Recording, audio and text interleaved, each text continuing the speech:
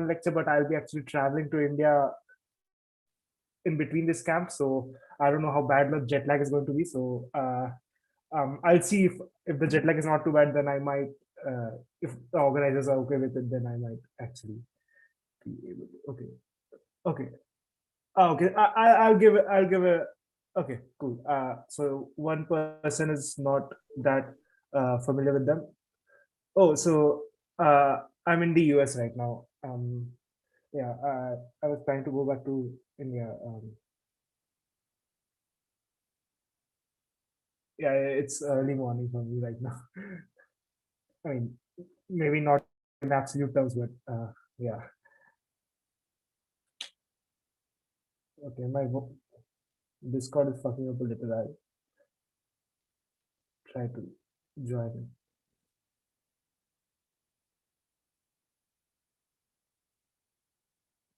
All right, so I'll basically just give an overview of what rings are. So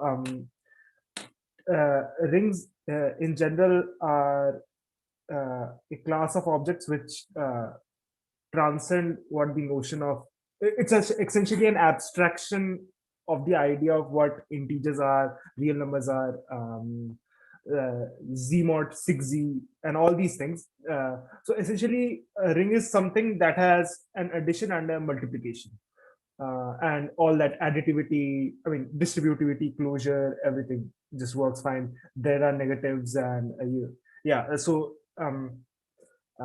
yeah, have one operation, rings. sorry, I could not hear you. Yeah, so I am saying that groups have one binary operation, rings have two, and trees have four, right?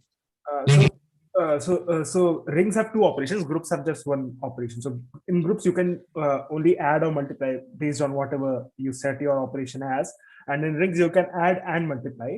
The difference is that in rings, there might not be a multiplicative inverse to every non-zero element, just like in integers. Like there's no multiplicative inverse to one. I mean to two. So yeah. Yeah, so there's that.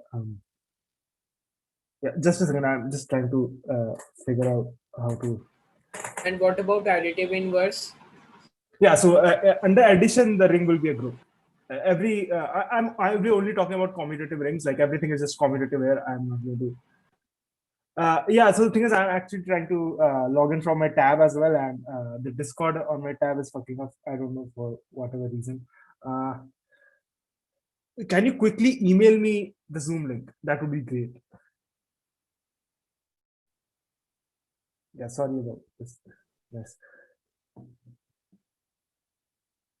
Do you have my So email? what's your email address? Yeah, I'll message you there. Yeah. that you have that link on WhatsApp, so you can just like Yeah, that's a whole other mess that I'm in actually right now. So okay, I sent you my email. Can you just email me that quickly? I can get started. Okay, so semi-formally, rings are essentially a set with two binary operations on it, one being addition and the other being multiplication. Multiplication like a times b plus c is a times b plus a times c. All that good stuff. There are multiplication is associative, addition is associative. Then there are negatives, but there might not be multiplicative inverses. Slightly nicer objects compared to rings are fields. So fields are every non-zero. So fields are essentially rings, but with this added extra condition that yeah, right. Thanks. Fields are rings, but with this added extra condition that every non-zero element in the field will have a multiplicative inverse. So Z is not a field. Z mod 6Z is again not a field, but Z mod 3Z and Q and R and C are all fields. All right. Okay. So I guess I can share my screen now and get started. So yeah. So what I'll be discussing today will be concerning number fields. So number fields are essentially so okay. There's this concept of field extensions. By that I mean that there's a field which contains another field as its subset. So okay, this is more like a review of field theory. So okay, this I plan to cover. Okay, so extensions. So essentially K, comma L, they are fields. K is contained in L by and not just as a set. So what this means is that the multiplication in L is essentially the restriction of the multiplication in K, and the addition in L is also the restriction of the addition in K. So yeah, and there's again, so if this is the case, then K is called an extension of L. Field extension are especially important. Like you probably might have seen. So this, okay, this is not field extension, but okay. So this is a field extension of Q. R is a field extension of Q. C is a field extension of R. Again, there are again finite field extensions and infinite field extensions. So finite field extensions, you get this notion of dimension by treating the, so okay, for people who are familiar with vector spaces, this K will then become a vector space over N, because multiplication by scalar is just the multiplication by that element in L. So so then you can talk about dimension of K over L, and if that dimension is finite, you call it a finite extension, and if it's infinite, you call it an infinite extension. Okay, so finite extensions. Then once you're working with finite extensions, you can talk about dimensions and whatnot. And okay, so right, so there's a question. Oh, sorry. Yeah, this is more like a review, so I was trying to go fast. Sorry about that. So okay, number fields, which we'll be talking about, hopefully, are just finite extensions of Q. So essentially, you'll be just adding algebraic numbers into Q and looking at what you get, and yeah, those will be essentially just number fields. So yeah, this is just a.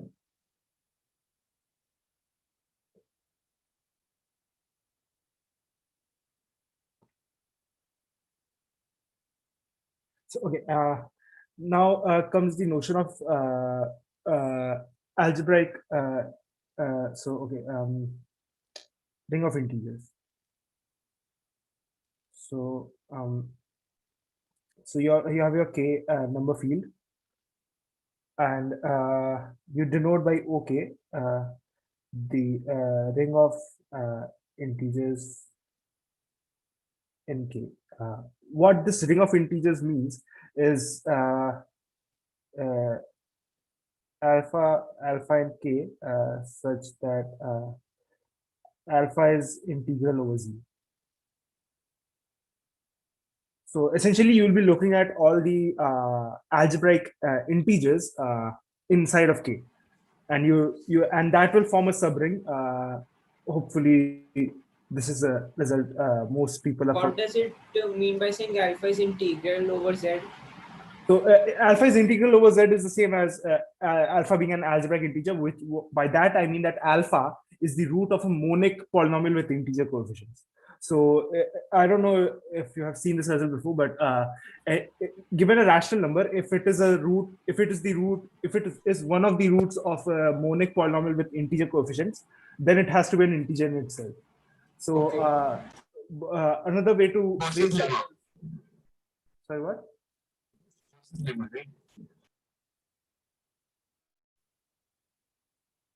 I'm saying Gaussian lemma. Yeah. So yeah, so there's another way to phrase that is that Z is integrally closed. By that I mean that you take the field of fractions, whatever that is, and the ring of integers of Z in that field of fractions is Z itself. So okay, OK will be denoted as a ring of integers in K. Now, okay, so that is, I guess this is them. Now, so this is a very interesting algebraic object. This is some very nice properties which we'll be going over. Um, so any thing, any questions? I know this was really fast. Sorry about that, but like I plan to cover like a lot of stuff. So just any questions on this, or anything you want me to go over again?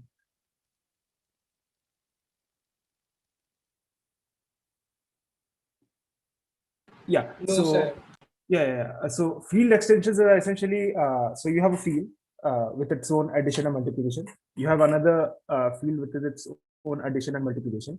Now, suppose this field is a subset of this other field, and the addition and multiplication over here are just restriction of addition and multiplication over here. Then you called this one an extension of this one, and this is a subfield of this one, like conversely. Right. So okay. Again, so k right. I'll okay. This is a ring. This is a ring inside of k. Again, by the way, just the way subfield is defined, there's a definition of a subring, like a ring inside a ring sitting inside another ring. For example, Z is a subring of Q. Number field. NF is just short for number field. Basically, we can say that Z is a subset of Q, so we define subrings, right? Yeah. So the thing is, it's being a subset is just being a subset is not enough. You need to have like the multiplication and the addition inside the ring. See, the ring is more than just a set, right? There's an addition and a multiplication assigned to it. So that structure needs to be a restriction of the structure above. So that's how you define a subring. Okay, so now integrality over z is essentially, so alpha is integral over z. This implies as p alpha equal to 0 for some polynomial with integral coefficients where p is monic. Hopefully, alpha is a polynomial, integer polynomial. Yes, p is a polynomial with integral coefficients. Yes. No, alpha. No, alpha is in k, right? So k is a finite extension of q. So it's like c k q. C K Q. Fine. Yeah. So k is a finite field extension of q, and alpha is an element in it. And we say that alpha is integral over z if this holds, and we define OK to be the set of elements inside of k which are integral over z. So quick things to notice is that z is contained in OK, and OK might not be just contained in R. OK might be in C. For example, you can work with Gaussian integers inside of Qi. So Qi is again a finite extension of Q. So there's that. Anything else I should go over? Okay, perfect. So all right, I'll quickly go over some Gala theory as well. So okay, this part might be feel free to ignore this part for the people who don't know anything about groups or field extension, because this will be a little bit okay. So Gala theory is mostly the study of finite field extensions. It's very specific kind of finite field extension which we call as separable finite field extensions and normal. So okay, so the first of all, any result is that if say you have your ring S and R and alpha is an S. Do we need some power theorem for Gala? Sorry. So I was saying that, like, I think that we will need some. I don't remember the name, but I think that we should we need some power theorem for studying Gala. like that theorem comes in field extensions. I mean, I'm not doing like I won't go over Gala theory in detail. I just like it's a more of a review really. I won't Okay, go. So yeah, so alpha. I mean, you can take these things on face value and then move on. That will be also be completely fine, and then come back to it later if you find it interesting. So yeah, this is just more of a review. So alpha S is a R is a subring of S and integral domains, both of them. So yeah, integral domains is when any two non-zero elements in the ring give a non-zero number, non-zero element of the ring. So that is not true in Z mod 6Z, right? Z mod 6Z is a ring, but 2 times 3 in Z mod 6Z is 0. So it might be possible in a ring that two non-zero elements multiply to 0, but in integral domains you define them to be as such that any two non-zero elements multiply to a non-zero thing. All right. So now alpha is integral. Alpha in S is said to be integral over again the same way that alpha is the root of a monic polynomial with coefficients in R. Now, when this happens, so alpha is integral over R. This is an equivalent condition that R alpha, which is contained inside S actually, is a finite module over R. So by module is just a vector space. Everything in a vector space, but like you just remove field and add a ring. So of course you lose some structure to it. Like a module might not have a basis, but like those initial like basic definition is just the same. So okay, there's that. So we work with separable and normal extensions. Finite, of course, like finite is always a given over here. Finite, separable, and normal extensions. Separable is essentially that every element, for every element, its minimal polynomial will have distinct roots, and normal is that for every element, all of its conjugates are in that field extension. Okay, so one thing I didn't go over here is the notion of algebraic closure. So if you have a given field, say F, you denote by F bar the algebraic closure of F. It's exactly what you think it is. So you take all the polynomials with coefficients in F, and you add to F all the zeros of it. So what you essentially are left with, well, not left with, but like are provided is the algebraic closure of F. So algebraic closure of Q is the set of algebraic the field of algebraic numbers. Algebraic closure of R is C, so on and so forth. Wait, like, can you repeat the definition? Right. So algebraic closure is just so you take any field F, you look at all the polynomials with coefficients in F, you add to F all the roots of these polynomials, and you make this into a field.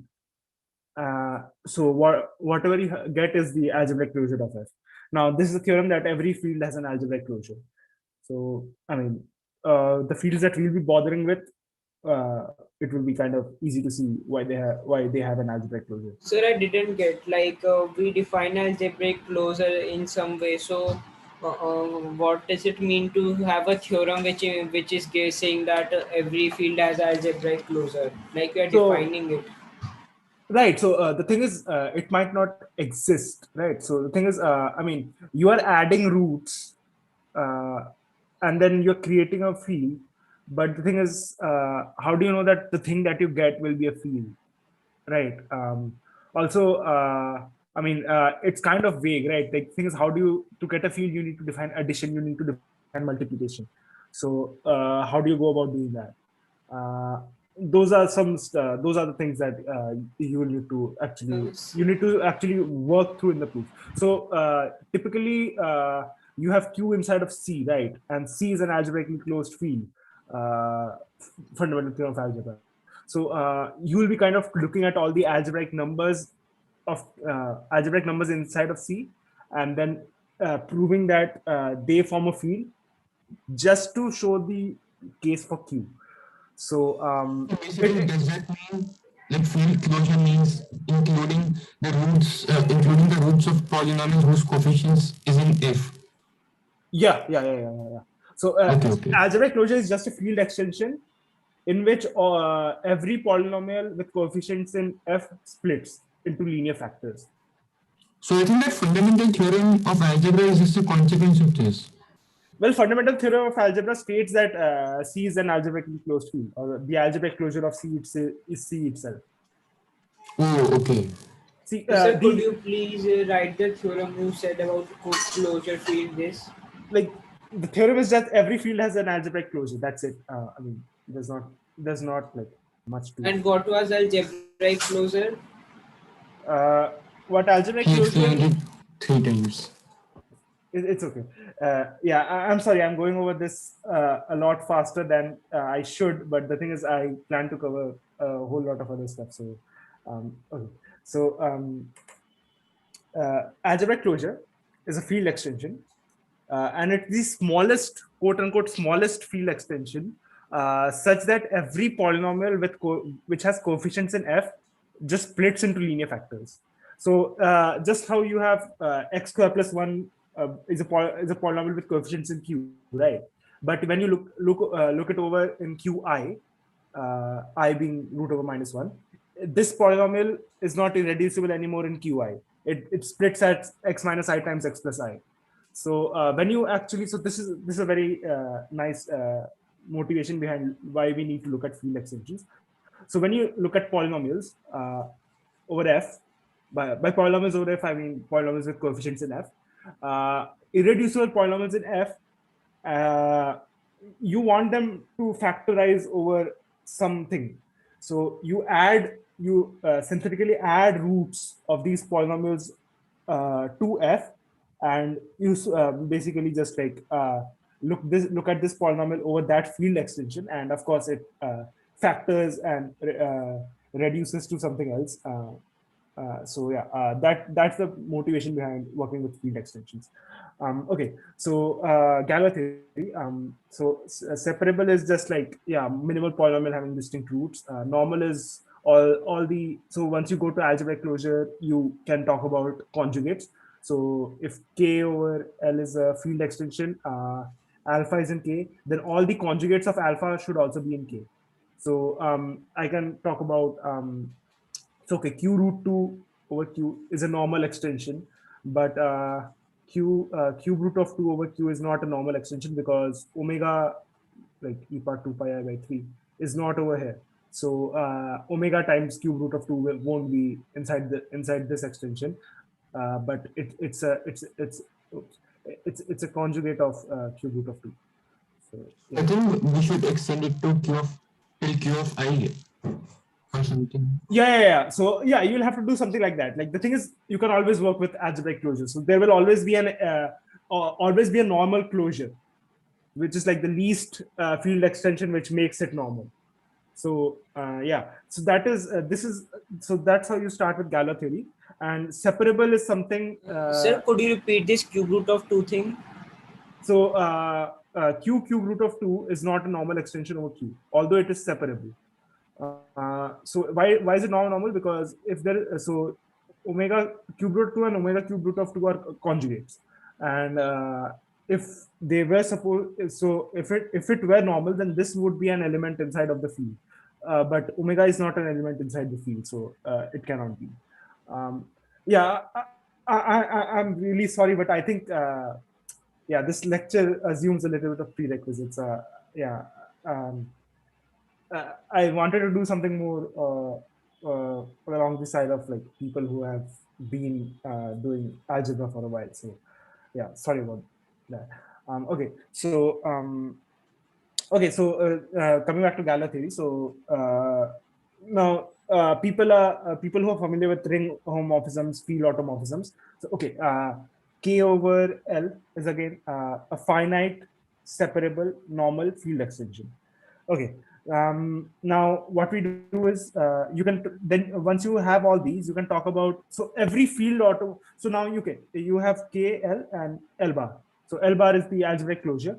Now every automorphism, well, not automorphism, every field homomorphism of K in that sends it to something inside K, L bar. Say let's send it to oops, sorry. say it sends it to K prime, then K prime has to be equal to K just because it is normal. So like every element gets sent to its conjugate, but the conjugate is again inside the field. So yeah, it's just an automorphism of K. So so then you can talk about automorphisms of K, and then you can actually say that the cardinality of this is just the dimension of K over L. I think this is something that the person meant by Tar theorem or whatever. So okay, so Yeah, right. so Galois group is nothing but just the automorphism group. So Galois group of K over L is just automorphism. So automorphisms will form a group under composition. So automorphisms of K over L. So okay, and that's the Galois group. So Galois group of number fields over Q would be something that it will be of importance to us later on. And yeah, so again, the fundamental theorem of Galois theory is that you have K over L, normal separable, like it's a Galois extension, and you can talk about the Galois group. So subsets of Galois group, subgroups, my bad, subgroups of Galois group are actually in correspondence with intermediate extensions. So okay, so if like you take any subgroup of the Galois group, that will actually give you an intermediate extension, intermediate field between K and L. So how do you get this field? You just look at the elements fixed by every element inside of the subgroup. So by that you have that the for the trivial subgroup it just gives you K, and for the entire group it gives you L. So essentially what you do is for H, you look at you to H you send alpha, such that sigma alpha is alpha for all sigma in H. So this becomes your L prime. This is called the fixed field. So okay, this is the fundamental theorem of Galois theory, that for like this correspondence is a bijection, and the normal subgroups. So if H is normal subgroup of, so this is how we represent normal subgroups. So if H is a normal subgroup of the Galois group, then the L prime that you get from H is again a Galois extension of L. What basically? Sorry. Galois group is? So you take H, a normal subgroup of the Galois group, and the corresponding fixed field, which I just I am asking what's Galois group. So Galois group is just the group of automorphisms. Okay, fine. Yeah. So basically you mean that contains fields and field closure also. So it's a collection of maps. It doesn't contain a field. Okay. Field automorphisms are just like maps from K to K. Field homomorphisms from K to K. So yeah. Sir, could you recommend some source which covers the prerequisites of this class? This is just like you'll find it in any algebra book. Dummett and Foote, Art, and although Art, I personally don't recommend Art, but Dummett and Foote is a really good. No, not like a book, but from somewhere where I can learn quickly the prerequisites. I mean, the thing is, these things you will learn when you start your undergrad anyways. So these things are very standard. So any standard thing on abstract algebra will work for you. Also, I would recommend, like, once you are reading, like when you're reading these things, you should like kind of read it because you have a purpose in mind, not just because you're reading it because it's kind of dry when you go over it. Like the details and the rigorous development of it just from the axioms is kind of dry. So once you have a clear goal in mind, you kind of lose motivation if you go about it that. Okay, so this is all the Galois theory we'll need. So yeah, some commutative algebra again. I'll try to go over. What the fuck is? Okay, so all right. So all right. So okay. Just like so okay. Not exactly commutative algebra, but structure theorem for abelian groups.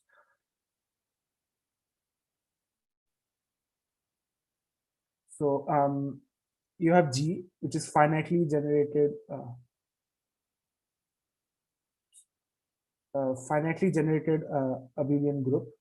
So by that I mean that G is being generated by finite number of elements. So then you have that G is isomorphic to Z mod N1 Z direction Z mod N2 Z Z mod NR Z plus direction with Z bar 6 of S. Yeah, S of course can be 0. So yeah, any finitely generated abelian group is of this form. Um, so again, then you can see that if G doesn't have torsion, by torsion I mean that there are no elements of finite order except the trivial element, then G is free. So corollary is that G, if G is finitely generated uh, and G has no torsion. Again, torsion is just every element, every non-trivial element has infinite order. Has no torsion, then G is free. So again, yeah. So coming back to OK, OK has no torsion. I'll state a theorem which states that OK would be finitely generated. Uh, OK would be a finitely generated abelian group. That would give you that OK is free. This is the first interesting property about OK that you'll see. That yeah, just okay. So OK has no torsion is kind of trivial to see because it's an integral domain, right? And Z is contained inside OK. So multiplication by any non-zero element of Z will leave every element, will give you a non-zero element. So, okay. All right. So, okay, the theorem that I mentioned. So you have S over R integral domains. Now, S is a finite generated algebra over R. By that I mean that there is an n such that Rx not present subjects into S. So okay.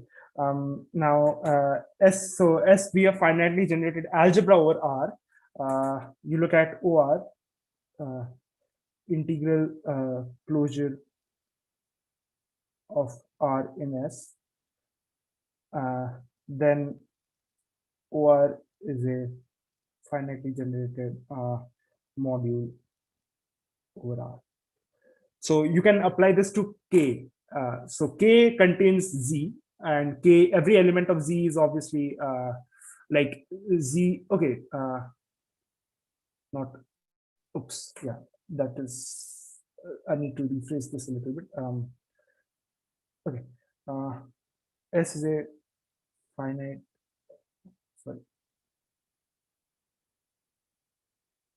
Okay. Is a finite. No, not algebra, but module over R. Okay. Yeah. Sorry about this. Okay.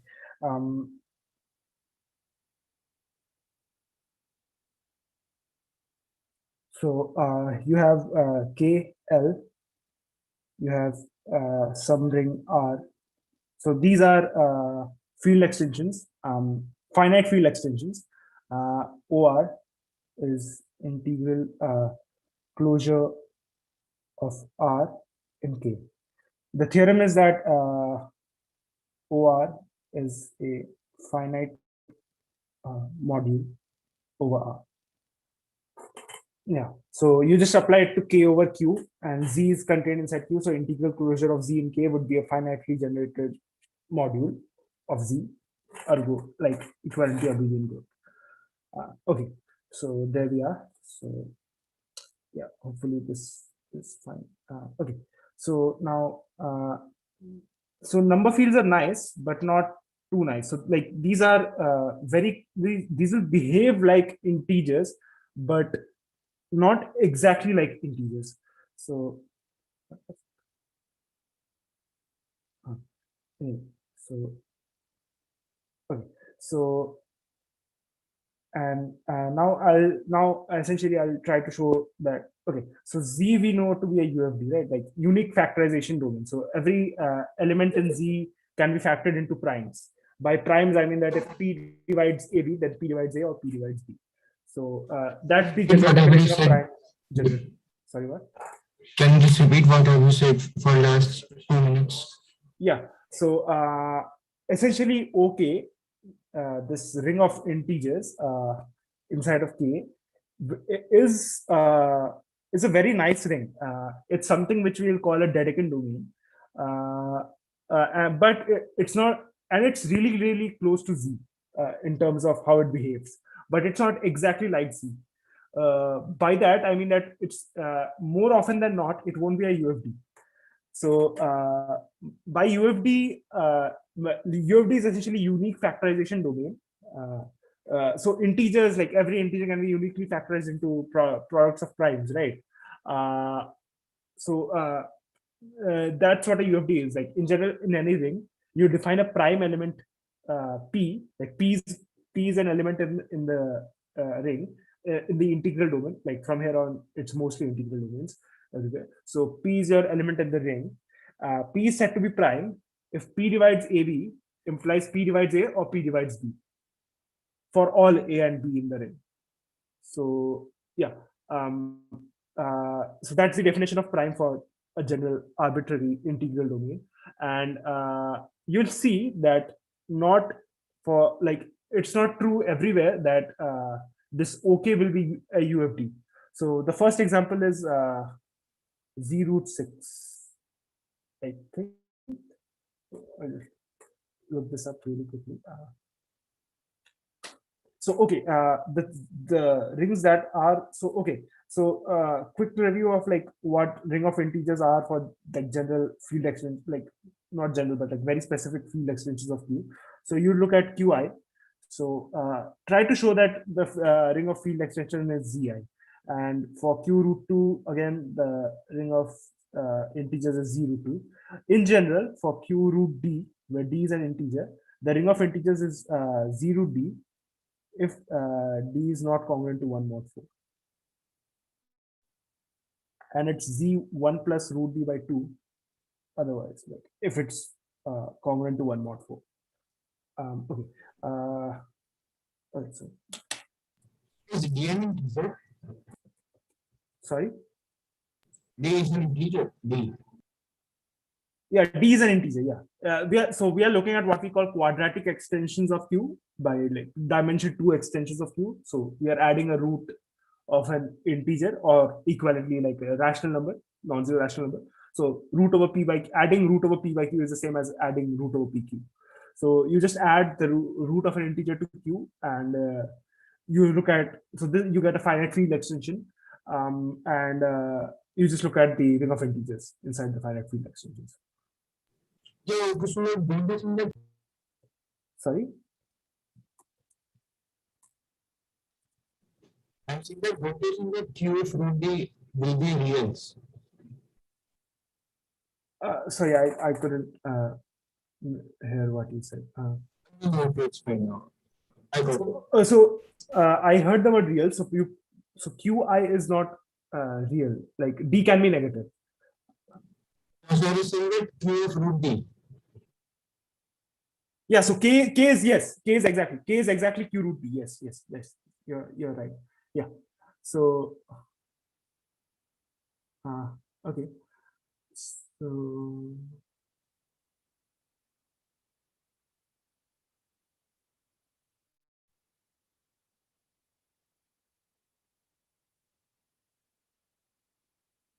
okay. So yeah. So okay. Yeah. So okay. Yeah. It wasn't root 6. It was root 5. So okay. Once you start. Once you get to Q root 5. You know that like okay, you have not proved it yet, but like if you take my word, the ring of integers is for 5 is congruent to 1 mod 4, so you get the ring of integers to be Z1 plus root 5 by 2. So now if you are working with this ring, you look at 6. 6 factorizes as 2 times 3, of course. It also factorizes as 1 plus root 5. Oops, I'm so sorry. Oh, then this is just, yeah, yeah. Then it factorizes as 1 plus 0 minus 5 times 1 minus root of minus 5. So the thing is, you can actually show that 2 and 3 are irreducible. By irreducible, I mean whenever you try to break them into A times B, either A or B is a unit. By unit, I mean which has a multiplicative inverse in a ring. So yeah, you can show that 2 and 3 are units. You can define the norm as you have over Qi. So you can work with the norm over here and show that Q and 2 and 3 are units, similar to the idea of Pell's equation. And these well, not units, sorry, irreducible. So 2 and 3 are irreducible, and these two are irreducible as well. And again, so if it were to be a UFD, like the factorization into irreducible, like you can always factorize, like it's a you'll be working with something called Noetherian rings. So everything is finite. So once you start factorizing a given element into more and more terms, making sure that at no stage you are working with a unit, you'll stop at some point. You wouldn't be able to factorize further without getting one of the things, one of your factors as units. So you'll essentially reach what we call as irreducibles. So now, once you have irreducibles, now the thing is, irreducibles, every prime is irreducible, but not every irreducible is a prime. So by prime, what we mean is that P divides AB is equal to saying that P divides A or P divides B. So if P is equal to AB, this implies P divides A or P divides B. This implies P is equal to A or P is equal to B, and the other one is a unit. So primes are always irreducible, but not irreducible are primes. And when you actually, if in a ring, suppose you are given that every irreducible is a prime, then that ring is a UFD. So yeah. So yeah, you get this factorization into irreducibles, and suppose Z root minus 5 is a UFD, then yeah, this shouldn't be the case. And 2 and 3 need to be prime, and yeah, I mean, clearly 2 and 3 are not prime. So yeah. So there's like a proper list of, actually it's more often than not that they won't be a UFD for quadratic extensions. Actually, like there's a proper list of extensions for which they are UFDs. So yeah, I'm just trying to look up that list. It's like a very short list actually. So okay. All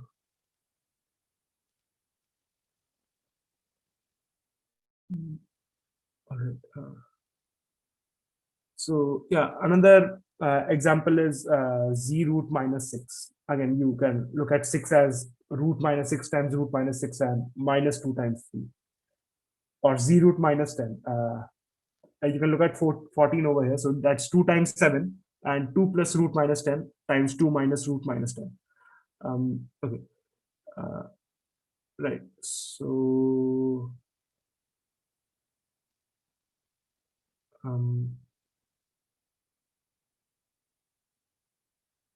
yeah. So this is something I found. So if D is square free, this actually shouldn't be too tough to prove. So if D is square free and D is less than 0, then ring of integers in Q root D is U of D if and only if D is equal to -1, -2, -3, -7, and -11. Yeah. Yeah. It's a little surprising. Like it's very, very weird that like so few of these Q root Ds actually give rise to UFDs. And yeah, it's a really interesting thing to see. So okay. Yes, I found the list finally. So okay. So this is a list. you have -3, -1, -7, -2, -11, minus. So okay, you kind of only work with negative ones, because for positive ones you already kind of know, because I mean, yeah, the norm function is kind of weird over there. So, okay. Because the norm can be negative when you work with q root d where d is positive. So, okay. Yeah, these are the only ones. Oh wait, I think I messed up over here. Yeah, ignore this. Oh wait, no, this was square root. Wait, 1,667 is square. Yeah, never mind. I don't know what I said. Never mind. Okay. So yeah, these are the ones. Okay. All right. So okay. So I'll quickly go over the notion of norm and trace. So yeah, I think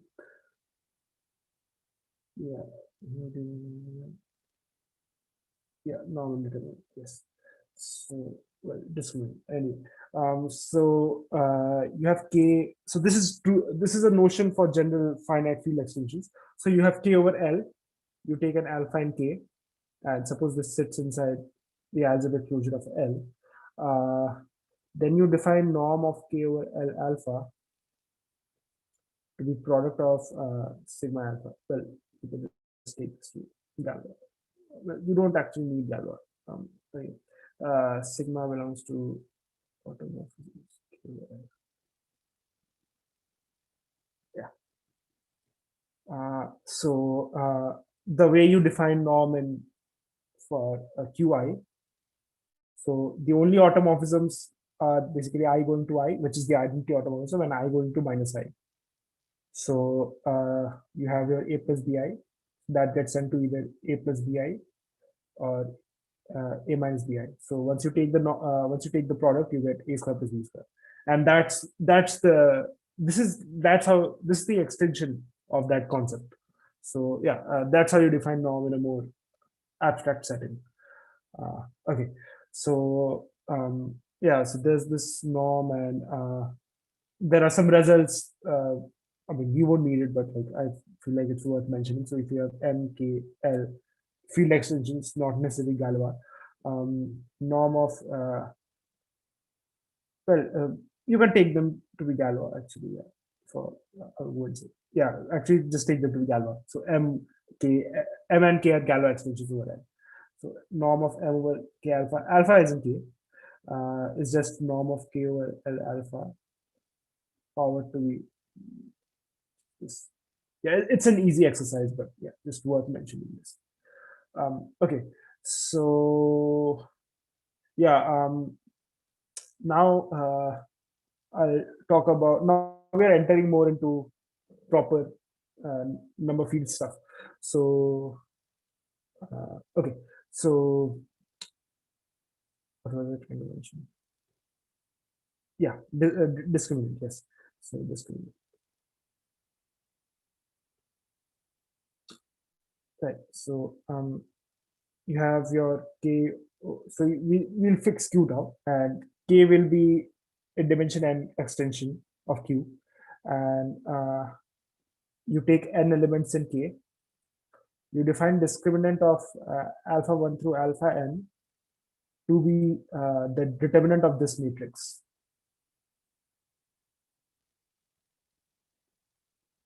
Yeah. So now again, since k is a dimension n extension of q, sigma 1, sigma n are just embeddings of k inside of C. So if you work with say k equal to q root 2, then there are two embeddings of q root 2 inside of C. I know this might sound a little weird, but you can actually embed q root 2 as just like q root 2 inside of C, or you can send your root 2 to minus root 2. And that will again give you an embedding of k inside of C. So by an embedding, I mean an injective field homomorphism. It's not like, yeah. So there's this canonical embedding which you have, which is just like looking at it as a subset of C by its definition. But yeah, there are multiple embeddings of it. So yeah, you look at all the n embeddings of it, and yeah, and we are working with very good things because characteristic 0, whatever that means, and since characteristic is 0, every extension is separable. So yeah, there are, if your dimension is n, there are exactly n entities. So yeah, things get really fucked when you are working with positive characteristic. Okay, so yeah, this is how you define the discriminant. And now, so you define discriminant of k to be the delta k. Now, okay, I'll talk about delta k. So this is just discriminant of k over k. What do you mean by this is, you look at OK. This is, as an abelian group, this is isomorphic to some z power n, right?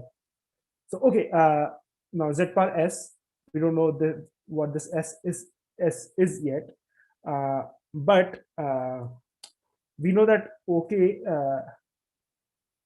times q is equal to k. By that I mean that you can essentially, once you have the norm function, you can kind of see that if you take say alpha by beta, and beta divides its norm, so you can kind of push some algebraic integers above, and you get a natural denominator downstairs. So that would actually gives you that OK times q is just k. So if say OK is, so for people who are familiar with tensors, like OK, like this is the this is the right way to say it. But since we already know how things are sitting inside everything, so I can just look at this and say that this is k. So now, right, so now z power f. So if this is just for people who are familiar with tensors, this is just q power s, and this k is just q power n. So you so there you have that this s and n need to be equal. So yeah, so then you can just take any integral basis of alpha 1 through alpha n of OK, integral basis, right? Once you have this, you look at the discriminant of these alpha 1 through alpha n. Funny thing is, well, it's not that funny, but like, I mean, it's kind of easy to see that this is independent of a choice of alpha 1 through alpha n actually. So if you're working with alpha 1 through alpha n and then beta 1 through beta n, all these beta i's are just integer linear combinations of alpha 1 through alpha n's, and you can kind of work out the discriminant. And since we are squaring over here and units in z are just 1 and minus 1, it will give you the same result.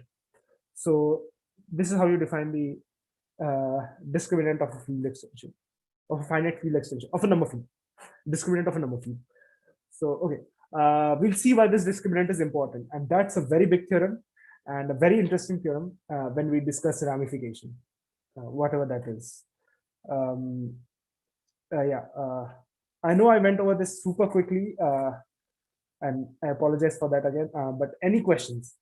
And probably the class is going to go longer than anticipated. Sorry about that as well. So yeah, any questions?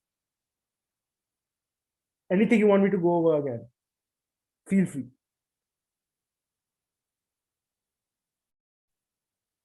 Like you were in between saying something regarding the classification of torsion-free groups. So do you know where I can read it? Oh, I mean, these are again very standard algebra facts. I have just started to get into the number theory. So these are very standard algebra facts. You can find it in any abstract algebra. No, because once I was reading some algebraic number theory book, and then some of these facts were written, and it was said that just consult any good book. Yeah, I mean that's what everybody says. So yeah, I mean, I think you can work with Dumbarton Foot. That's like, but Dumbarton Foot is super rigorous. You might find it dry in the beginning. So I don't know. Ivan probably has some notes. I don't know. Ritam, do you have any idea where to read these things from an Olympiad perspective? Yeah, Napkin has some notes on Gala theory and whatnot. Also, I had some notes from last year's unofficial PC. All right. Yeah. So, yeah. So yeah. There you go. Yeah, I think napkin. I was not able to recall the name, but yeah, a lot of people read from napkin these days. So yeah, that's a good place. Okay. Any questions regarding discriminant? Because uh, this is going to get really interesting very soon. So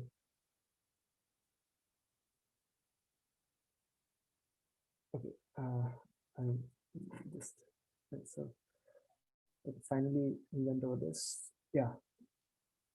Oh no, we did not go over that again. Yeah, we are far from that.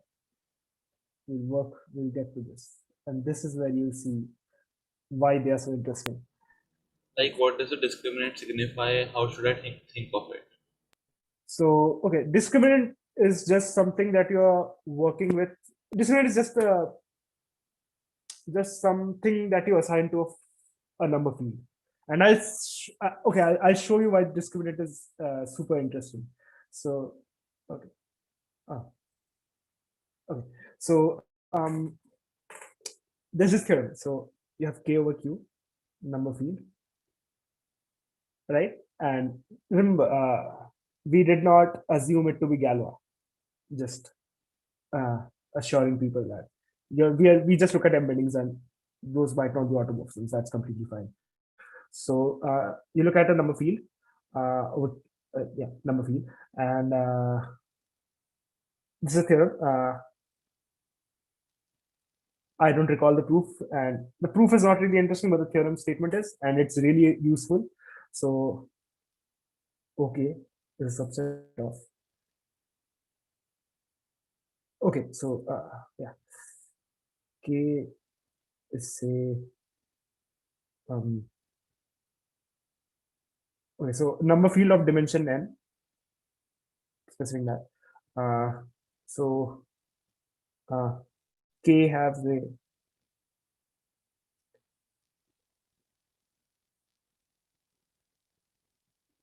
so we are working with this. So you're starting with a q basis of k, and each element of this basis is inside of a. Okay, which means by that I mean that it's an algebraic integer. So you're starting with n algebraic integers which are linearly independent over q. So they span k, and you have this theorem.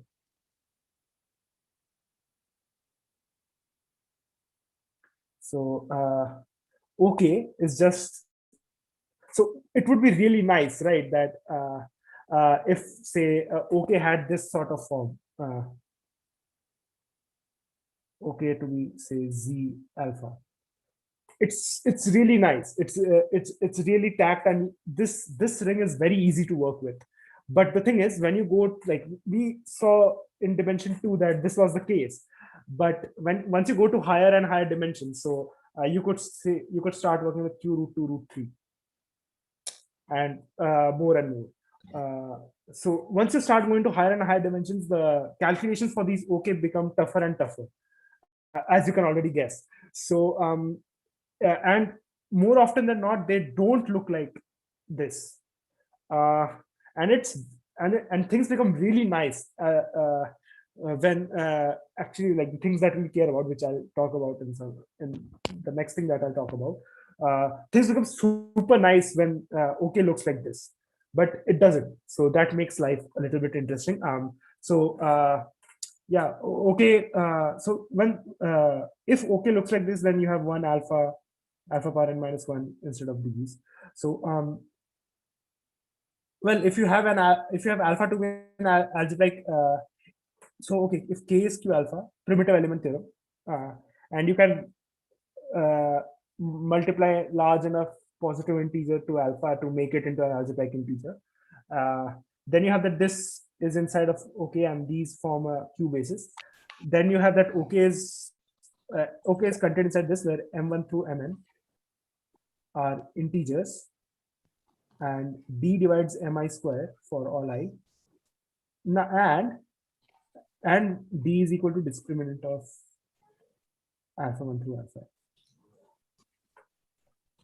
So yeah, this is something really nice about that you get out of the concept of discriminant. This helps in calculating ring of integers very in a lot of ways. So if you suppose you find a, like, just for an example, suppose you find q basis of algebraic integers whose discriminant is square free. Then you have that d divides each of these mi's. So then OK just becomes z alpha 1 to alpha. This is really nice. Even this is super nice because you already have a z basis, and then you can actually calculate the discriminant of the extension, and the discriminant of the extension will be super important in what we'll see now when we discuss ramification and stuff. Okay, any questions? Anything I should repeat?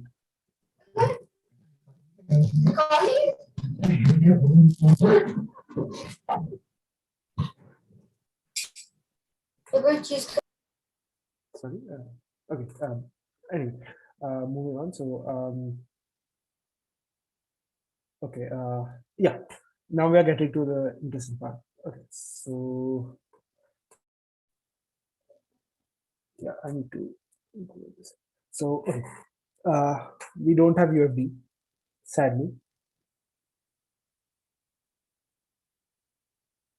We don't have UFD, but we have unique factorization. So, okay, unique factorization. Elements in the ring isn't there as such, but you do have unique factorization of ideals. So again, OK, so Z is a principal ideal domain, right? But OK might not be. Again, you can work with the example of Q root 2 root 3. So the ring of integers, if I'm not wrong, is Z root 2 root 3.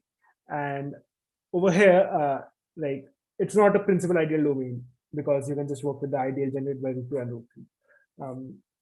So yeah, unique factorization of ideals. So yeah, you don't have unique factorization of elements, but you do have unique factorization of ideals. By that, I mean that you take any ideal A inside of OK.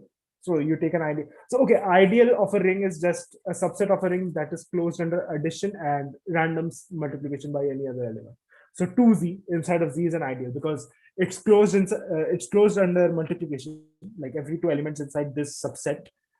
Given element of add to an element inside the subset, and any element of the ring, when you multiply it to any random element inside this ideal, gives an element of the ideal.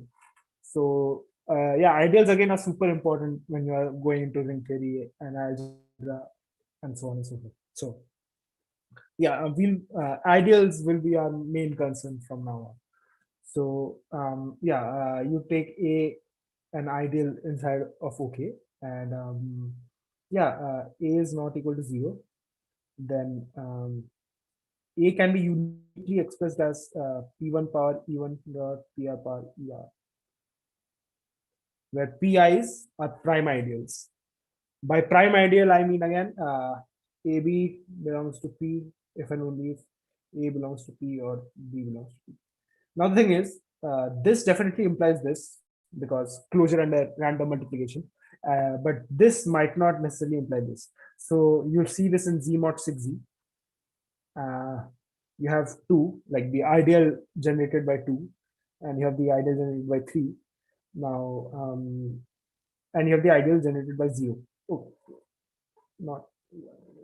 So you have the 0 ideal. So 0 is obviously an ideal because like 0 plus 0 is 0, and anything multiplied to 0 is again 0. So 0, the singleton subset, as a singleton subset, is again an ideal. So 0 is 2 times 3. So 2 times 3 belongs to 0. And this is how you define, like this is how the convention is for a ideal generated by a single thing. So again, principal ideal is just when every ideal is principal. So 2 times 3 is 0, but 2 does not belongs to 0, and 3 does not belong to 0. None of them are 0. So yeah. Again, a side thing, integral domain if and only if every ideal is prime ideal. Okay, so this you get, and this is a very interesting thing because this is true for all Dedekind domains.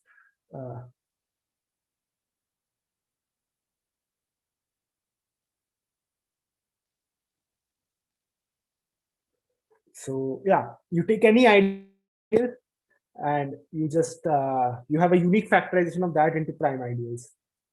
And the thing is, this is even more, this is equivalent. So in context of Z, this is equivalent to saying that Z is a UFD, because Z is a PID. So like it's essentially just generated by uh, so every ideal is generated by a single element. So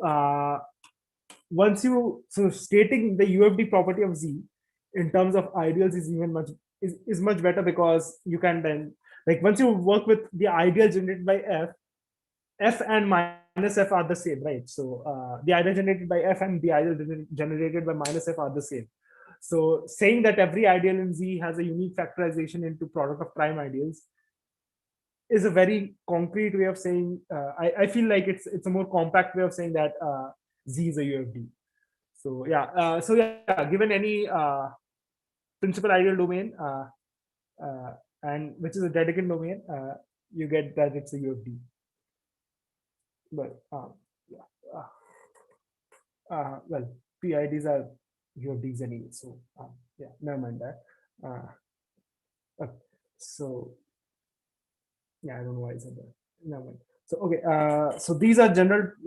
So Dedekind domains, again, for people who do know some abstract algebra. Dedekind domains, there's an abstract definition of Dedekind domains, which is just like no Euclidean ring, dimension 1, integral domain. Every localization is a DVR. So whatever these things are, if you don't know about these things, just ignore these. It's completely fine. So yeah, what we do get is that OKs are Dedekind domains, and you show this thing is true for all Dedekind domains. And the proof is really interesting. So if you are familiar with the algebra, you should really look at Marcus's number fields or Newkirch. Do you type that in the chat possibly? Yeah.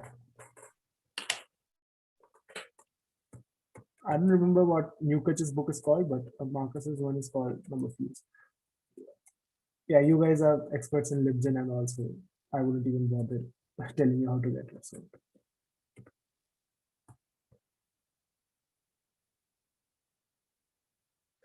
All right. So yeah. So these are essentially the books that I used to, that were used in the course that I took, then which covered these things. Okay. So yeah, that's what you have for Dedekind domains, and yeah. So okay. Yeah, sure. Yeah, you can do that. Yeah, you could do that. Yeah. That's actually how most of advanced math is done. You just like you read some paper, and you realize that you know nothing, and yeah, then you slowly start reading things, and you realize again and again that you know nothing. Yeah, that was my slow descent into depression. But anyway, okay, so yeah. So yeah, that's how you yeah, you can definitely do that. That's actually a really good way to do it, as long as you never lose motivation and you don't feel that you're an idiot, because you're not. Everybody starts off this way, and why I say this is because everybody thinks they are an idiot when they are starting out. Okay, so you have factorization of unique factorization of every non-zero ideal into prime ideals, and yeah, that's the unique factorization property of OKs or Dedekind domains in general. And yeah, I think I'm ready to start. Now we'll get to the proper number theory stuff. This right till here was still a little bit of algebra, but this is proper number theory stuff. So okay, again, you start with number field K over Q, or actually more generally just like L over K is a L and K are number fields, and you look at, and L is an extension of K. You take some prime ideal P of OK. Prime ideal. So okay, yeah, P and Q will from now on just represent prime ideals. So okay, A ideal in L. Oh, sorry, not this. Okay, actually, yeah, no. So you take P and you look at its extension inside of OL. So OK is contained inside OL, right? Like this is kind of easy to see. So you take P times OL. This makes sense. You look at the ideal generated by elements of P inside of OL. And of course, this is a non-zero ideal. So this factorizes into Q1 power E1, QR power ER, where these are all prime ideals. So these EIs are called ramification degrees. Sorry. So these are called ramification indices, and you define Fi to be now. Okay, so OL mod Qi is a field extension of OK mod P. So you can, and these are finite because number fields. Yeah. So these are all finite. So if you are, yeah, okay. So you can talk about their dimension of this finite extension. Like both are finite, so of course it's a finite extension. I mean, this is finite, so it's a finite extension. So you can talk about this dimension, and you define this to be Fi, and this is called the inertia degree. Okay. All right. So, and you call P is ramified, is not ramified if and only if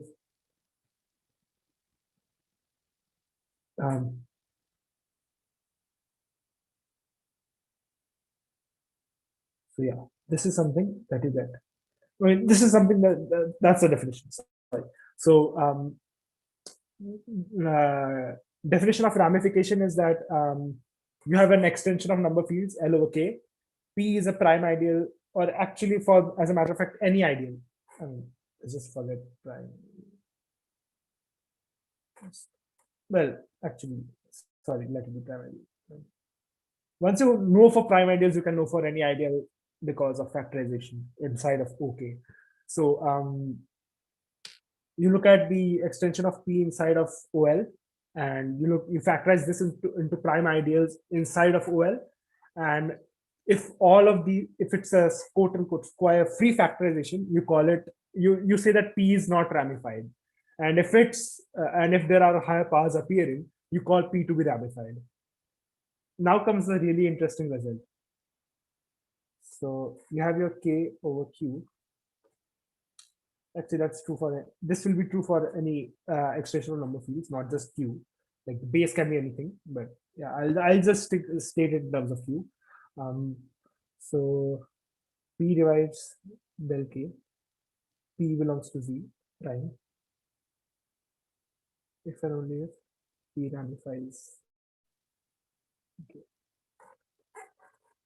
Like this is an amazing result. So this gives you like this is so I don't know how much I can actually convey the importance of this one, but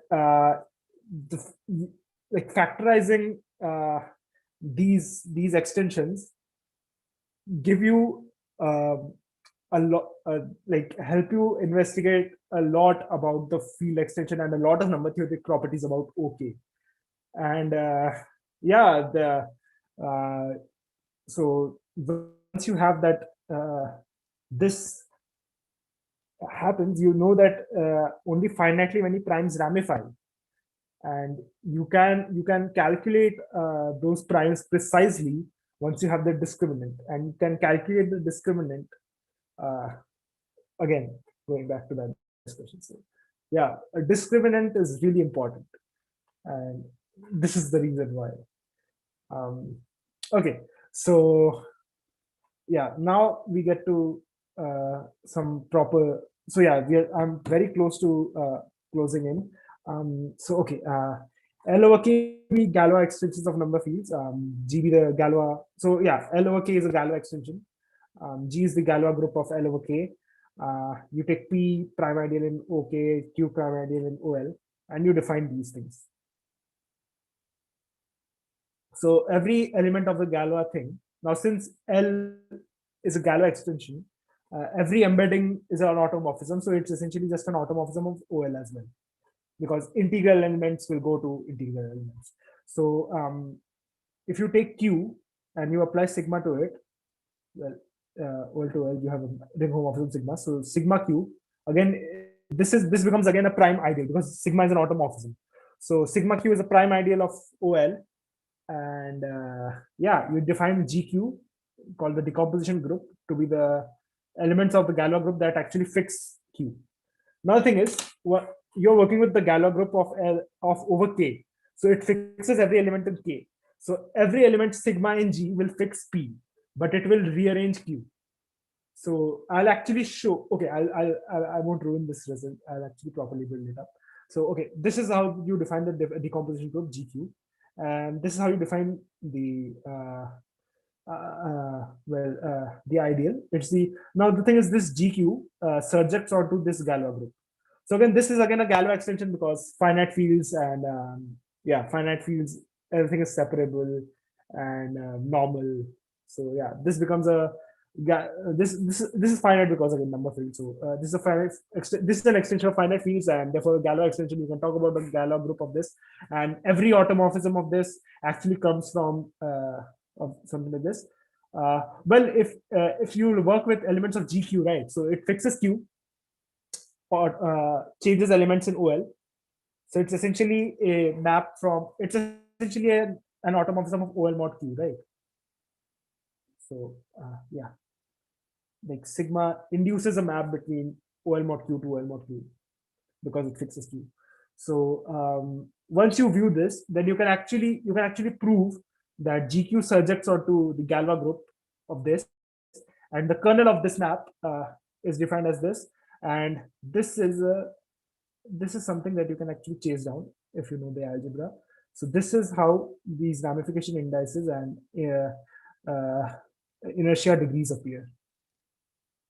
And yeah, this is really interesting because they will keep appearing again and again in different avatars, and yeah, they keep reminding you. Okay, so something interesting I'm going to mention now. So you have K, oops, LO, K, Q, well, P prime inside of P prime inside of this, P times OLB, Q1 power E1, the other QR power ER, sigma, if this is a dimension and extension, then sigma EIFIZ. This is super interesting. Now, you can prove this in many ways, but one slick way to see this is, so you have your EI to be this, FI to be this. EI times FI just gives you mod GQ. What this means is that sigma mod GQ is equal to mod G. Now we are going towards some result which is called the Chebotarev density theorem. So yeah, and you can actually, so okay, if you have say Q and Q prime, Q plus Q prime is the entirety of OL, right? Because I mean every non-zero prime ideal is maximal dedicated domain dimension 1 stuff. So if it fixes Q and it fixes Q prime, then it fixes OL. If it fixes OL, then it fixes L, so it's identity. So so yeah, so you have that, like all these GQs actually, like every element of G appears as an element of G. Well, not exactly because you are repeating, but yeah, this is something that appears. So yeah, this is another result that is an interesting thing. Yeah. Okay. Right. So okay. I can talk about Frobenius elements now. So okay. Okay. So now we have again L over K, Galois extension, Galois extension. Q is a prime ideal in L. Suppose Q reduces to P downstairs. Now the Frobenius, so Frobenius element. prop Q is just sigma belongs to GQ, such that sigma in gal OL mod Q over OK mod P induces the Frobenius automorphism.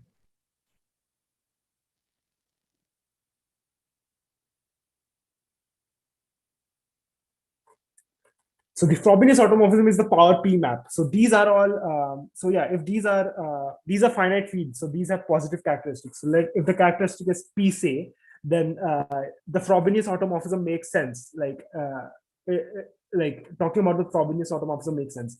So now you had this thing that GQ surjects onto this Gala group.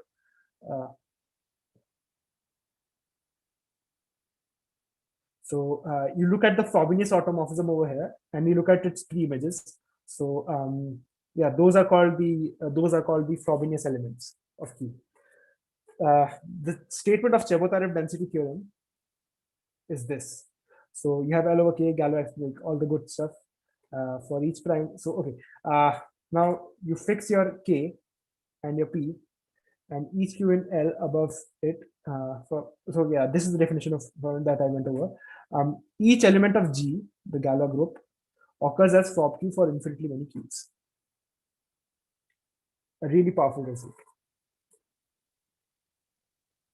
And yeah, so these two, I'll go over solutions for these results, but yeah, so yeah, these are, I'm mostly approaching the end. So these are called Frobenius elements, and the Chebotarev density theorem is that given any extension L over K and the Galois group, every element in the Galois group is a Frobenius element of some prime upstairs.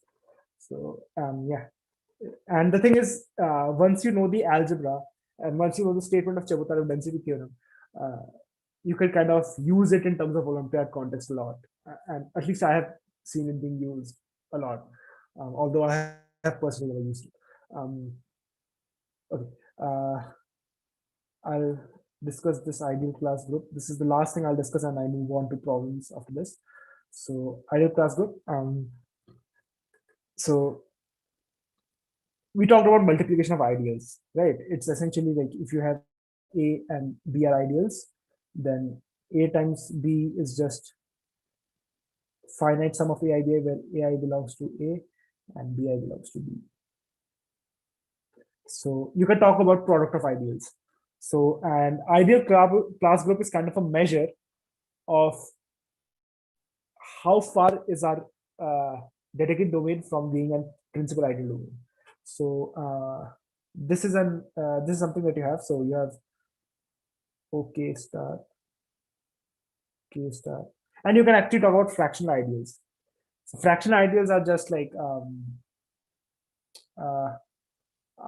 you take an ideal in OK and you multiply it by 1 by some alpha, where alpha is an element in the ring.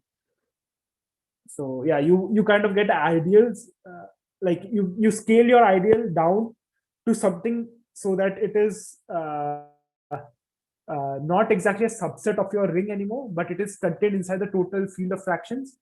So yeah, and those are called fractional ideals. So you can kind of, so now ideals actually form a group. So if you have an ideal A, there exists fractional ideal.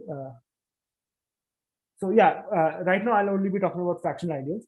So there exists an ideal B such that A times B is just exactly equal to your R, where R is a dedicated domain. So yeah, like these work like, so yeah, these form a group, like they form a commutative group.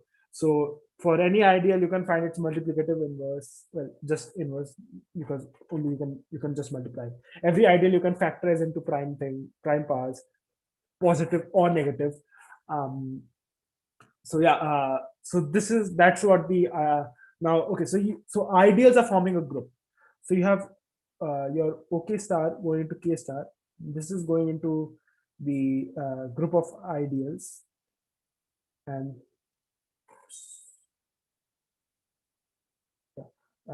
this again subjects onto the ideal class group.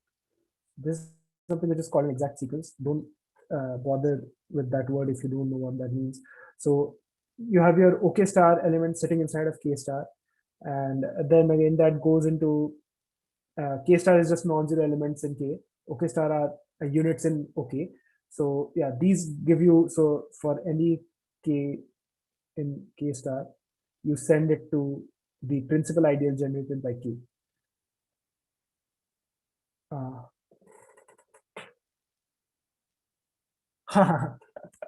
Yeah. So you send this K to the principal ideal generated by K, and you quotient ID with all these principal ideals.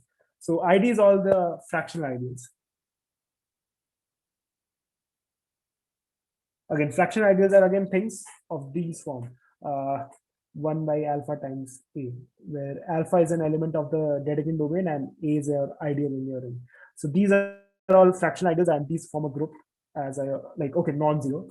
So these form a group, and yeah, so once you quotient by this, you get the ideal class group. And this is super important. This is an object that people work with in algebraic number theory a lot, and they derive a lot of powerful results using this. So yeah, my entire goal in this was just to kind of talk about the ideal class group and what it is, and just introduce all the objects that I need to do before I introduce this ideal class group. So yeah, it's a super interesting thing, and it's a super interesting and important thing, important object. Okay, so that's the ideal class group, and just this is the amazing theorem that there are only finitely many ideal classes, or like equivalently the ideal class group is finite. And the ideal class group is abelian, so you kind of know what it looks like, and yeah.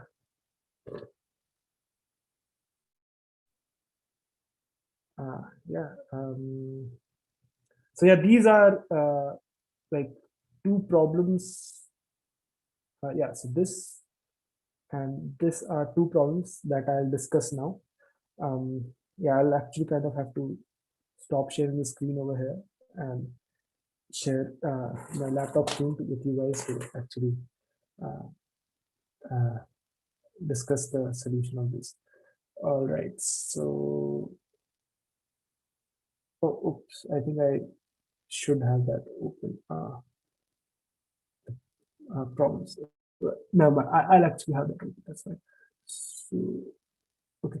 So yeah, this is courtesy to Kiran's course, which I took, Kiran Kedia, and yeah, I learned all of this in his course. So okay, I'll share the screen now.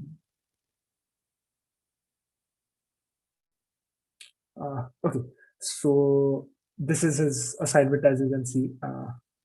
So I learned this very recently. Okay, so we would be looking at problem 6 and problem 7. So I'll start with problem 6 first.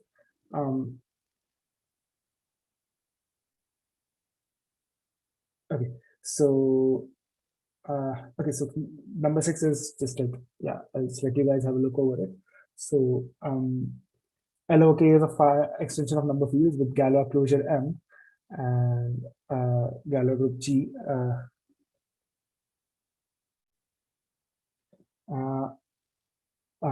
And H is the Galois group. So okay, so Galois closure is essentially like you just work with.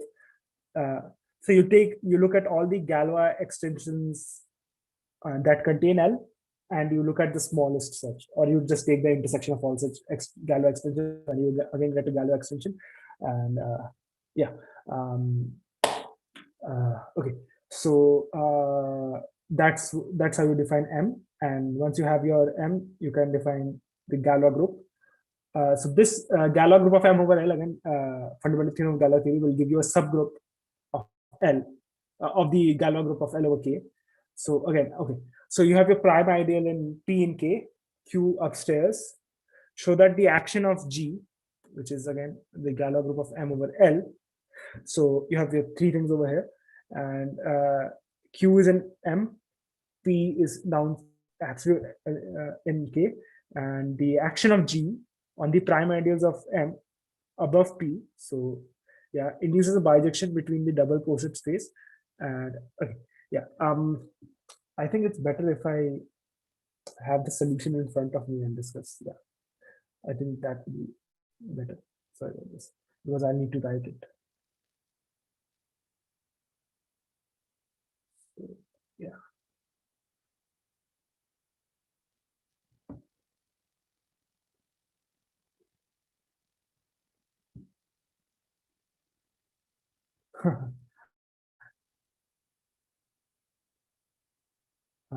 Okay, so okay, so the problem was again, I mostly okay, so you have your M, L, K, P inside of it, Q inside of it,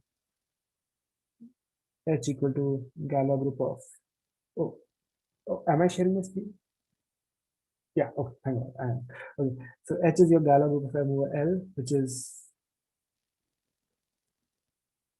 a subgroup of Gala group G of M over K. All right. I did forget to prove this one result. I will prove it. Yeah, I'll state this for now. I'll come back to it when I have proven this problem. Just like take it at face value right now. So M over K is a Galois extension. P is a prime over here inside of K. I say it's inside of K, but it's really inside of OK. So you look at P times OM. And you suppose you factors it something like this. You can prove, like, if Q1 and Q1 through QR are primes over P, you can actually prove that there exists sigma and G such that sigma of Q1 is equal to QR. Like, given any two, like if any two primes, say Q and R, are primes over P, then there is a Galois group element that sends this Q to that prime ideal P. So what this means for us is that this directly implies that E1 is equal to E2 is equal to ER, and F1 is equal to F2 is equal to FR.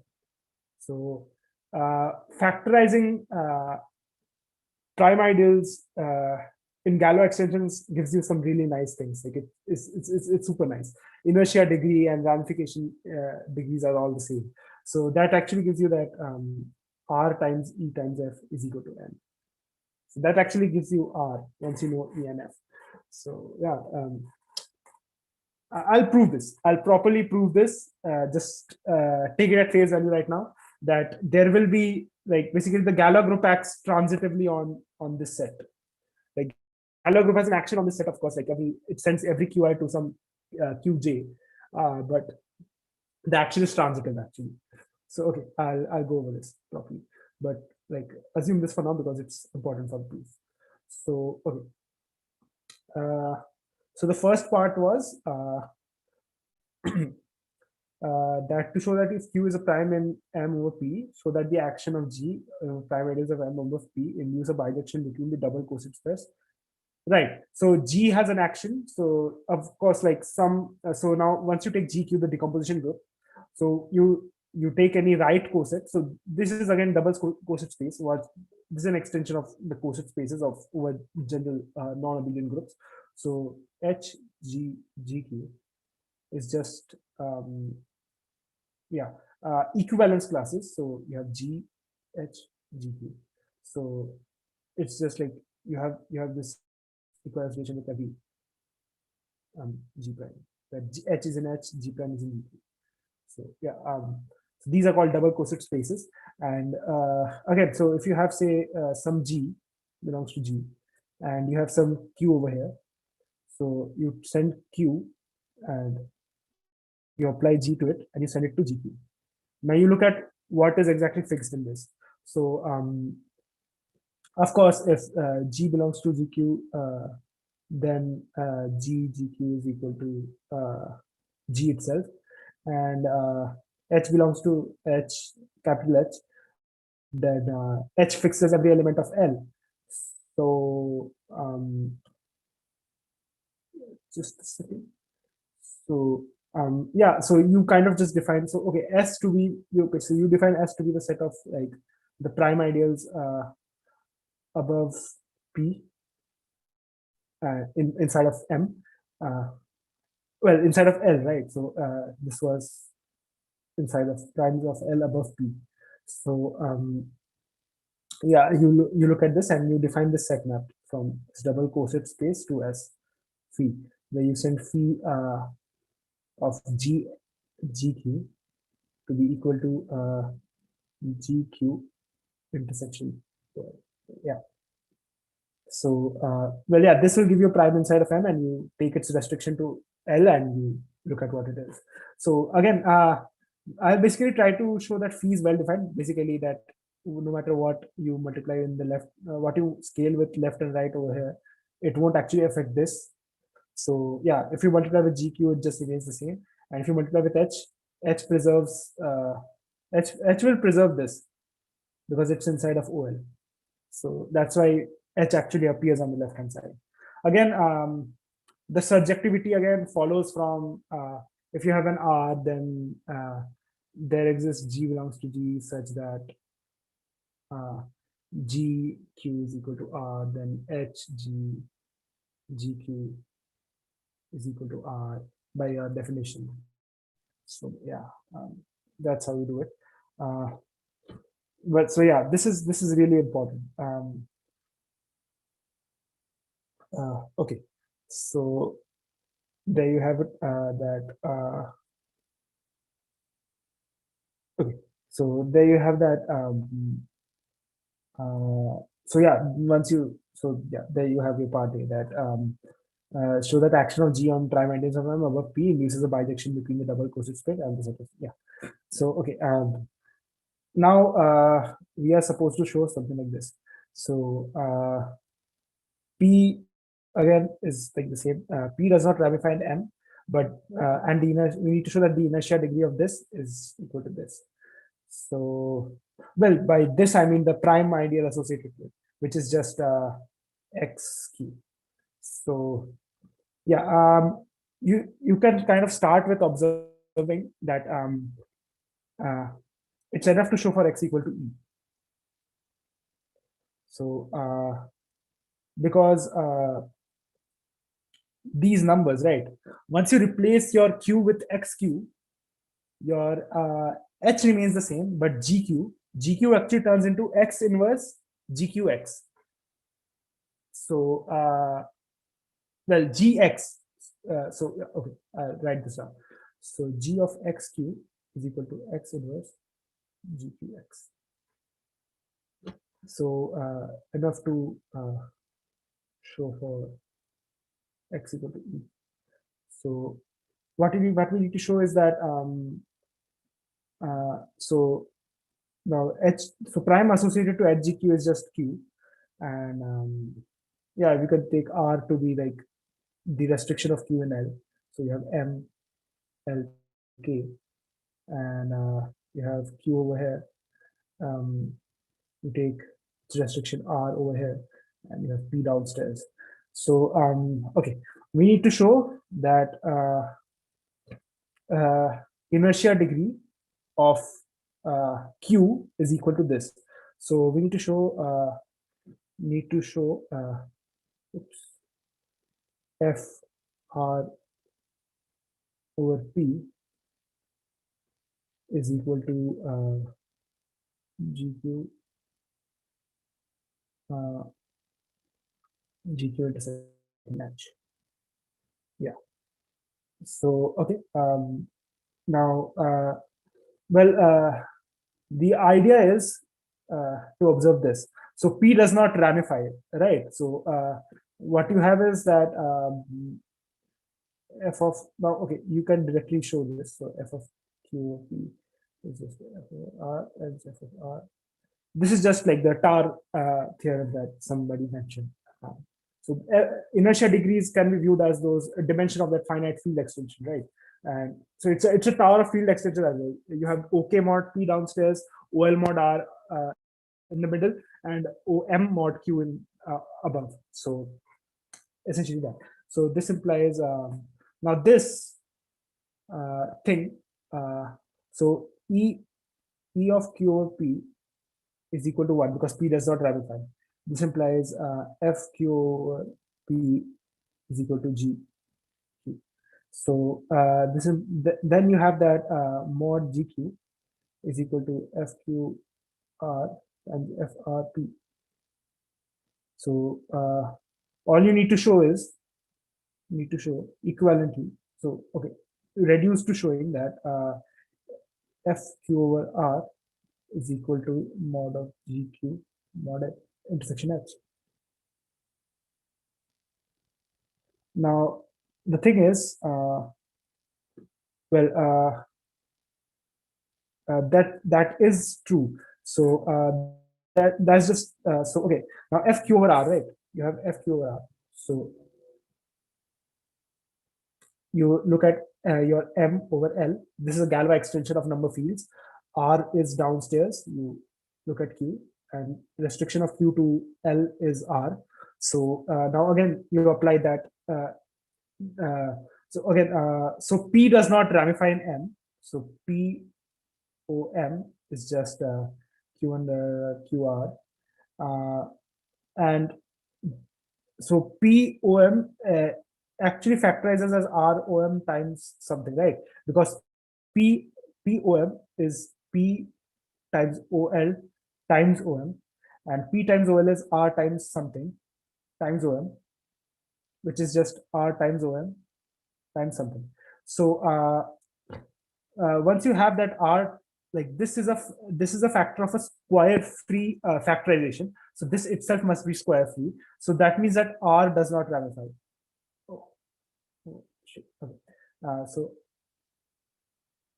oh shit, did I stop? My bad, sorry. Okay, so okay.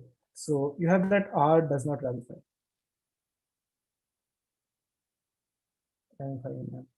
So then again you have that EQR is equal to 1. This implies FQR is equal to HQ. H was the Galois group of M over L. So again, so HQ, which is just sigma such that sigma belongs to H, comma sigma Q is equal to Q. Equivalently, that is also equivalent to saying that sigma says that sigma belongs to H and sigma belongs to GQ. That is just GQ intersection H, which is what we had over here. So yeah, a lot of arguments I know, and I'll go over this again.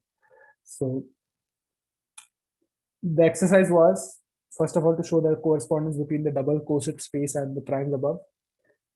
We defined the action, like we defined this map from the double coset space to primes above and showed that it is independent of a choice of the representative of the double coset. Now moving on to this. So we had to calculate inertia degree given that P does not ramify, and that inertia degree is this. That is what the goal was. And the idea essentially was to look at Q, look at the intermediary prime R between them. And since the main observation was that if P does not ramify in M, R doesn't either, and then just apply these theorems. And since like it doesn't ramify, so the inertia degree is actually equal to the cardinality of the decomposition group. And the decomposition group of this intermediate thing is obtained by intersecting the decomposition group of Q with the Galois group. So that was the idea. This might seem a little bit, I don't know, too abstract, but it does have the actual consequence, like very interesting and important consequences. Okay, so this is the last exercise I'll go over. Hopefully this problem statement is a little bit more interesting than the last one. Okay, so with working with the same notation, we have that G occurs as Frobenius element of for some unramified prime in M. So show that every prime in OK, which does not ramify in M, has the property that all primes in L above it have the same inertial degree. Then L over K is Galois. So this is kind of saying the converse of it, right? We know that if it's a Galois extension, then it has all inertia degrees same. What it's saying now is that given a nice enough conditions, if the inertia degree are the same, then it is Galois. So okay, cool. So again, following the notion of along the lines of fundamental theorem of Gala theory, L over K is Galois if and only if H is a normal subgroup of G. So suppose H is not a normal subgroup of G, there exists X in G such that X inverse is not equal to H. Then you can just pick a Y in X inverse such that Y is not in H. Right. So okay. Now Y is in H, right? So there exists Q prime in M such that Q is unramified over K and Y is a Frobenius element. Just like what this statement said. What this statement said, that every element in G occurs as a Frobenius element of some unramified prime of M. So yeah, we can take that to be unramified prime. We can kind of think of that because very few primes actually ramify, right? Like they have to divide, discriminate. So okay, so Y is a Frobenius element of Q. And okay, so we can actually see that. So we can say that now. Okay, so if you would look at GQ mod IQ, which was isomorphic to the Galois group of OM mod Q over OK mod P. So these are all finite fields, and the Galois group of an extension of finite fields is generated by the Frobenius automorphism, which is why Frobenius automorphism is so important to us. So yeah, so Y generates this. So yeah, okay. So again, so this is something that we have, and we have that M over K is Galois. P does not ramify in M.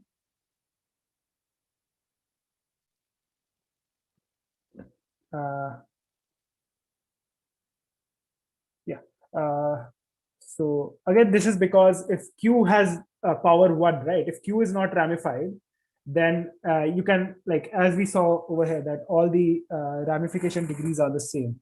Where was it? Shit, okay.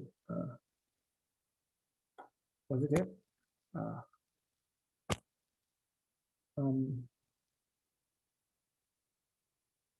Anyway, we knew for Galois extensions, all the ramification degrees and all the inertia degrees are the same because you can send one prime to the other with some element of the Galois group. So P does not ramify in M, so you can apply 6B over here, and we can have that.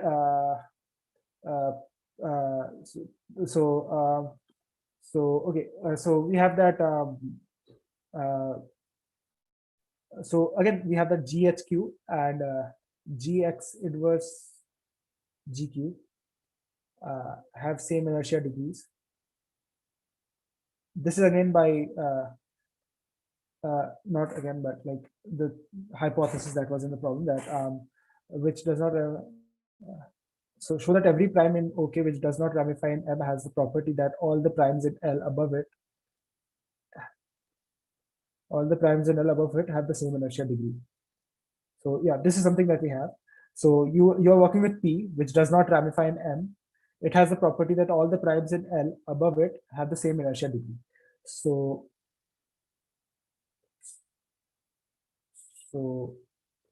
you have that H. So again, we apply the language of 6B. So it like primes in L above P are like those double coset spaces. So these have the same inertial degree.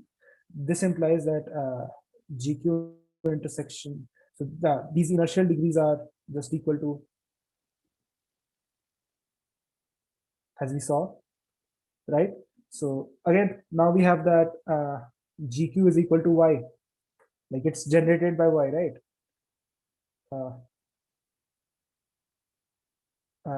Is cyclic. Well, GQ mod IQ is cyclic. We need, so again, this is equivalent to saying that mod of GQ intersection H is equal to mod of GQ intersection XH. Samson infuriates me sometimes. Okay, so this is equal to saying that these two intersections have the same cardinality. So right, now GQ mod IQ is Y. Now mod of IQ is equal to E of Q over P, which is equal to 1 because P does not ramify. So GQ is equal to Y. Among essentially IQ has just one element, so IQ is trivial. So GQ mod IQ is just GQ. So GQ is generated by Y. So this means that yeah, and we have Y is in H. Oh, sorry, Y is in X inverse. So but Y is not in H. So now the thing is Y belongs to GQ. So yeah, so this implies Y belongs to GQ intersection XH inverse, and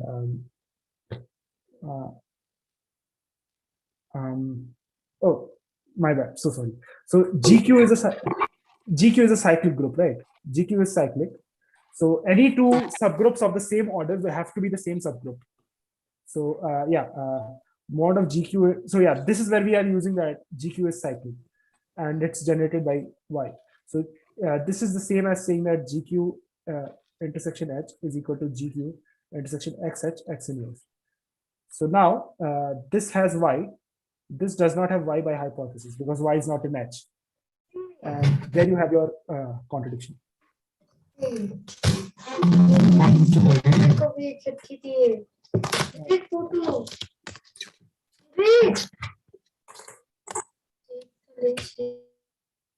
So okay, I'll go over this again.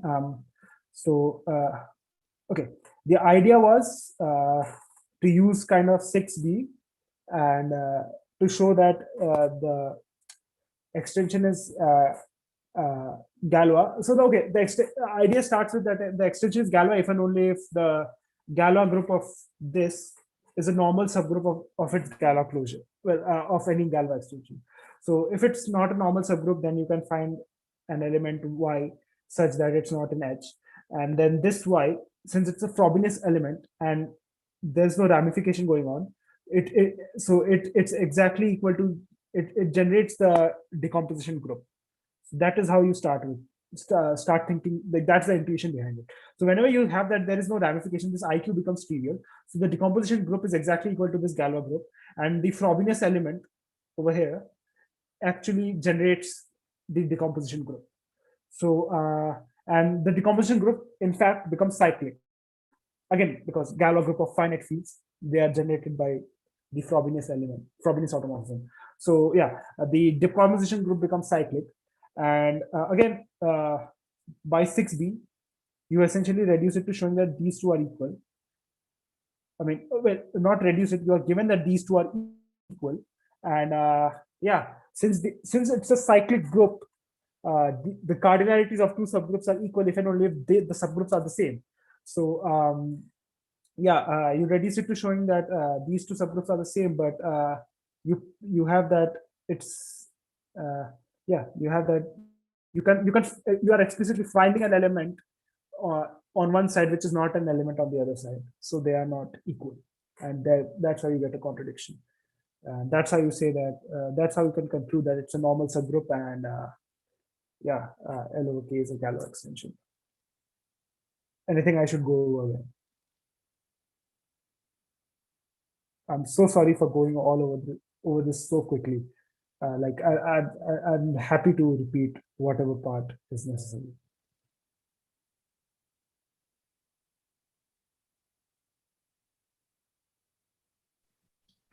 I think it's fine. Okay, cool. Any questions on whatever I discussed, or anything as such?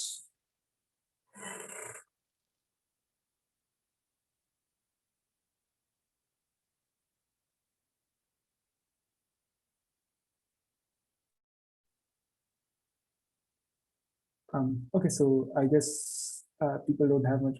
Anyway, yeah, feel free to DM me on Discord or yeah, email me or whatever. Yeah, should I? I don't know. These notes are kind of, yeah. I don't know how much of it you can, how much of these notes you can make sense of if you read it later on. But should I upload a PDF of these to the server? Um, uh, okay, yeah, sure. I'll do that then. So yeah, I guess this is the end of, yeah, whatever. Yeah, okay. It was really great. Thank you for the opportunity and all. So, yeah. Cool. Thanks for joining. Thanks for the lecture. Thanks for joining. Yeah, us. absolutely. Yeah. And hopefully, you guys learned something from this. Um, Yeah, it was pretty fast paced. yeah. I mostly was wanting to cover these two problems because, and just like introduce the notion of ramification, inertia degrees, ideal class group, and yeah, like my goal was not to exactly rigorously develop all these things, but to give an intuitive idea of these things. Hopefully, yeah, some people got interested. Okay, so yeah, I guess, yeah, I'll see you guys around. See, I'll end the meeting.